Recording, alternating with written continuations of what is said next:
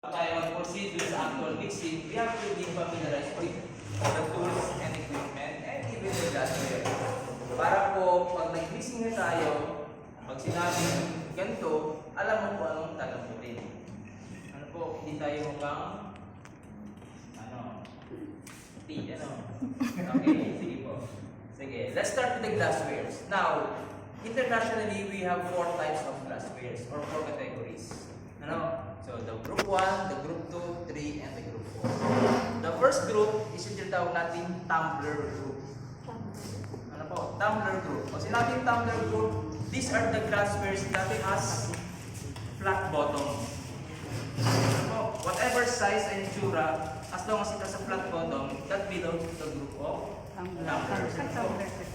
Then, the next group naman po is yung ating footed glasswares. Paa. Footed. Kasi po, para silang may mga paa. Yung base nila is para yung paa nila.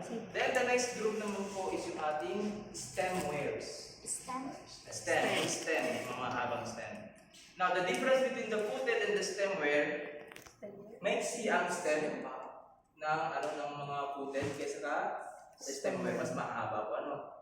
So, that's the difference. But, they have the 3 parts of the glassware. We have the bowl part, yung bowl, the stem, and the base. So, yung dalawang grupong yan, pareho silang meron yung parts na yan. Pero nagkaiba sila dun sa length po ng stem. Mas mahaba yung stem. Almost maiksi and almost naka-sit na po yung bowl sa base. While the stemware, mahaba po yung stems niya. So, yan po yung pagkakategorize ng glasswares based on sa dalawang group. And the fourth group po, yung tinatawag mugs. Pag sinabing mugs, ito po yung may mga handle. Handle. Okay. Now, the purpose of this familiarization with the glassware is for you to be able to identify kung saan grupo siya belong, the name of the glassware, and paano siya o para saan siya ginagamit. Kasi po, hindi po pwedeng gamitin mo ang isang baso para sa lahat. Merong mga specific na baso na para sa isang inumin lang. Hindi mo siya pwedeng gamitin sa iba. Okay? So let's begin with the first group, the tumbler group. Anong tawag ito? Does anyone knows ang tawag ito? Shot glass. Shot glass, yeah. Alam na alam. Shot glass po is the slang term. But the proper term is jigger. Jigger. Jigger. Jigger. So that's the standard name for the glassware of this type, jigger glass.